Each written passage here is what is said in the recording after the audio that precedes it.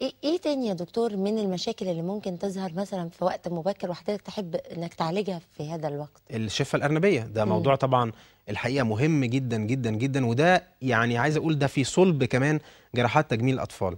الشفة الأرنبية طبعا ليها أنواع كتير جدا. ممكن الشفة الأرنبية تكون فاتحة في الجلد بس، وممكن تكون فاتحة في الجلد وفي اللثة. يعني نلاقي طفل الجلد شفته واللثة مفتوحين كلهم مكملين على ورا. كان زمان برضو بنتأخر في إجراء العملية، دلوقتي بقينا بنعمل المرحلة الأولى اللي هي تجميل الشفة الأرنبية بنعملها عند سن شهرين. ومش بس الحقيقة بنعمل بس العملية إن احنا بنجمل الشفة، ده احنا عند سن شهرين بنعمل تجميل للشفة وتجميل للثة وتجميل للأنف. يعني العملية دلوقتي بقت مركبة بحيث إن بقت كلها عملية تجميلية بحتة، إن احنا نقدر نصلح الأنف ونصلح الجلد بتاع الشفة ونصلح اللثة في عملية واحدة. تخيلي حضرتك طفل سنه شهرين عمل كل ده وصلحه، لما يوصل لسن سنة هيكون شكله عامل ازاي؟ اقرب ما يكون ان ما كانش فعلا طبيعي تماما. لما بيكون مصاحبة ليها شق سقف الحلق، وشق سقف الحلق ده ان السقف الحلق الفوق بيكون فيه فتحة، في مشكلة. وطبعا دي بتواجه الاهل على طول، لان طبعا الام بتحس بمشكلة، ما يعرفش يرضع، بيبقى في مشاكل في الاكل. بالظبط. اول حاجة بتواجهها مشكلة الرضاعة، ان هي كل ما تيجي ترضع تلاقي ان اللبن بيطلع تاني بره. ففي الاول يمكن هنرجع للنقطة اللي حضرتك قلتيها الاول، الحاجات الاجراءات اللي بنعملها قبل العملية. هنا بنصح الام ان في ببرونة معينة بتستخدمها في الرضاعة، بحيث ان هي تقفل السقف ده وفي نفس الوقت تمنع الارتجاع اللبن تاني. دي هتساعد الطفل جدا ان هو يكبر، يعني على بال ما يوصل للسن المناسب للعملية، وهو سن 6 شهور برضو ل9 شهور، اللي هي المرحلة الثانية لو هي معاها شفة أرنبية. ساعتها هيكون وصل لوزن مناسب ويكون حالته الصحية يقدر ان هو يستحمل العملية، وحاجة كمان التئام الجروح عنده يبقى ممتاز، وبالتالي هيحصل على نتيجة ممتازة. فاحنا لو بنتكلم نرجع تاني يعني نبسط الموضوع. لو في شفة أرنبية بس بنعالجها عند سن شهرين، لو في شفة أرنبية ومعاها سقف الحلق بنعالج الشفة الأرنبية عند سن شهرين، وسقف الحلق بنعمله مرحلة تانية عند سن من 6 شهور ل9 شهور.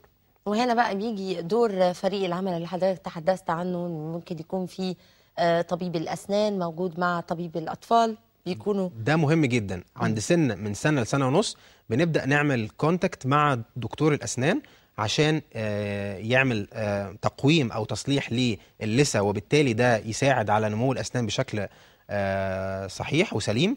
وبعد كده تيجي مرحلة التخاطب، عشان طبعا سقف الحلق مش بس بيأثر على الرضاعة، ممكن الكلام، لأن سقف الحلق ده مسؤول عن ظهور حروف معينة في الكلام. فده لازم يحصل تمرين معين في التخاطب، بحيث ان هو ما يتعرضش لمشكلة في الكلام او في النطق او التخاطب. عارف يا دكتور، انا مع بداية البرنامج هنا وانا بعاني من حاجة او اكتشفتها بالصدفة، يعني لما بدأت احتك اكتر في كل المجالات الطبية وكل الفروع الطبية، مثلا لقيت ان مشكلة الناس كلها اللي بتتابعنا واللي موجودة انهم ما بيبقوش عارفين يروحوا لمين بالظبط. يعني مثلا هتلاقي مشكله سقف الحلق وحضرتك بتتحدث عنها. افتكر انا مثلا ان كان في حاله قالت لي انا لازم اروح اتعالج، قالوا لي لازم اروح لطبيب اسنان هو اللي يعمل لي عمليه لطفل ابني جراحه الاسنان، هو اللي هيعمل سقف الحلق. اشوف مثلا حاله تانية تقول لك لا ما اروحش، مثلا زي ما حضرتك ذكرت لما يكون في مشاكل في الاعضاء التناسليه عند الاطفال، لا لازم يكون في طبيب جهاز التناسلي او المسالك البوليه فقط هو اللي يعمل عمليه. تمام. مع ان انا مثلا كطبيبه نساء بتعامل مثلا مع سيدات، ما اقدرش اتعامل مع بنت صغيره بالظبط اعمل لها عمليه، بنت مثلا لسه مولوده. ما هو يعني ده ما ينفعش. هو ده اللي احنا يعني فعلا لمسناه. التشريح بيختلف. الاهل بيعانوا من المشكله دي، بيحس ان هو كل مشكله هيروح لمين. هي دي المشكله. هي كل واحد فعلا فيهم ما بقاش عارف يروح لمين وهيعمل ايه. وعشان كده احنا بنصحح المفهوم دلوقتي. بالظبط. انا نفسي ان احنا نوصل ان احنا نوصل بعض المعلومات. والله في مشكله كده زي ما حضرتك عملت وتفضلت عملت، قلت مثلا لو عندنا شفه ارنبيه مثلا فقط هتتعمل كذا في اليوم الفلاني، سقف الحلقه هتعملها برضو بس طبيب متخصص في جراحات الاطفال. يعني مهم جدا ان احنا نفرق الكلام ده. انا عايز اقول حاجه، ده مش بس كده كمان، احنا في عندنا مش يعني احنا اتكلمنا يمكن حاجات شويه يعني في الحاجات اللي هي لها علاقه بالطهاره او الاعضاء التناسليه والشفه الانابيه. الصوابع، تلاقي طفل مولود وعنده التصاق في الصوابع، برضو في ناس ما تبقاش عارفه هتبقى اروح لمين، اروح لدكتور جراحه عظام ولا ودكتور جراحه عادي يعني. بالظبط. ممكن تكون مثلا تروح لدكتور جراحه عادي او اللي هو عام، او تروح مثلا لطبيب عظام بالظبط. مش مهم متخصص في ايه في العظام، تمام، مع ان حتى العظام تخصصات كتيره. بالظبط كده. فدي مشكله تانية مثلا، يعني ده طفل مولود بمشكله التصاق في الاصابع. طب دي برضو الناس برضو ما تبقاش عارفه طب زي ما حضرتك قلت اروح لمين وامتى. يعني هل ايده الصغيره دي هينفع يتعمل فيها جراحه، وهل مش هتاثر على حركه ايده، هل مش هتاثر على اعصاب ايده؟ الحاجه اللي انا بقولها ان احنا دلوقتي بقينا نعمل العمليه دي عند سن 6 شهور برضو، لان ليه الطفل لسه ما بداش يمسك اي حاجه. الطفل في السن ده لو يعني ممكن مثلا لو حطيت في ايده حاجه يمسكها، لكن ما يبداش يقدر الحركات الدقيقه بالايد. لسه ما الفاين موفمنت، الحاجات البسيطه خالص لسه ما اتعلمهاش. وبالتالي كل ما تدخلنا بدري هيقدر لما يوصل لسن سنه هيكون يقدر يمسك الحاجات اللي هي الدقيقه او الفاين موفمنتس ومش هتاثر عليه. يعني احنا بالظبط بنعمل ايه؟ بنشوف الطفل بيوصل للاحتياج الوظيفه بتاعته للمرحله ايه، واحنا دلوقتي بقينا نتدخل قبليها عشان الطفل يبقى طبيعي، ما يحسش ان هو في حاجه مرحله زمنيه جسمه او التدريب العقلي ليه او المخ المفروض انه يتدرب عليها وقعت منه، وبالتالي تاثر فعلا. انا بقول لحضرتك يمكن قلتها من شويه، تاثر على شخصيته. الكلام ده بيأثر على الشخصيه. تلاقي واحد كبر وفي مشكله نفسيه عنده نتيجه ان حصل تاخير في علاج مشكله معينه وهو صغير. وبالتالي دي من ضمن يعني انا يعني يمكن اتكلمت في موضوع الاصابع ده، دي من ضمن الحاجات. الوحمات الدمويه، الوحمات الدمويه كمان دي كانت يعني مؤرق كبير جدا للاهل. كان طفل يتولد يا اما مولود بوحمه دمويه كبيره جدا، ممكن تكون واخده جزء كبير جدا من الوجه، واخده داخله على الودن فمأثره على السمع، واخده على العين، داخله على الفم مش عارف يرضع، او يا اما ما كانتش موجوده وظهرت مع الوقت. دي علاجها ايه؟ يعني كل ما حضرتك بتقول حاجه انا بيبقى عندي حالات فعلا عاصرتها وشفت مثلا ناس بتشتكي من نفس الموضوع. يعني دي مثلا علاجها ايه؟ وهقول لك على حاله عملت ايه يعني. تمام. بس اعرف من حضرتك الاول. دلوقتي بقى في علاج غير جراحي لعلاج الوحمه الدمويه. ايه بقى؟ بقى في يعني علاجات جديده بنستخدمها ان هي بتقلل الدم اللي رايح للوحمه الدمويه. لان الوحمه الدمويه في الاساس هي عباره عن يعني دم داخل في منطقه معينه بيغذي حاجه معينه وبيخرج، بس بيتجمع بشكل يعني غير منتظم. الحقيقه لو احنا سيبنا الوحمه الدمويه اساسا هتكبر، وبعد كده في وقت معين هتقل تاني.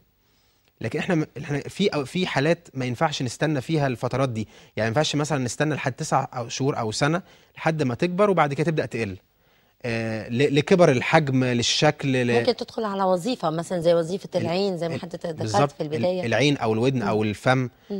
فهنا بندخل بعلاجات جديده الحقيقه فعلا. يعني حضرتك يعني بتضيع اثار. زي ايه العلاجات الجديده؟ يعني طبعا في استخدام الاستيرويدز بنسب معينه بتفيد. كورتيزون بالظبط.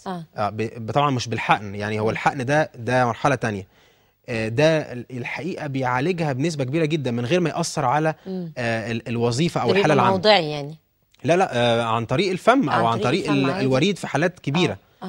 في علاجات مثلا زي الأونكوفين، ده نوع من انواع الادويه بيعالج المشاكل دي. طبعا لازم يبقى عن طريق متابعه. طبعا الحقيقه في الاندرال اللي هو يمكن كنا بنستخدمه في حاجات تانية، ضربات القلب، تنظيم بالظبط. ضربات القلب بقينا نستخدمه دلوقتي، واحنا الحقيقه في عين شمس عاملين ابحاث على الموضوع ده، جايب نتائج خرافيه في حل هذه المشاكل.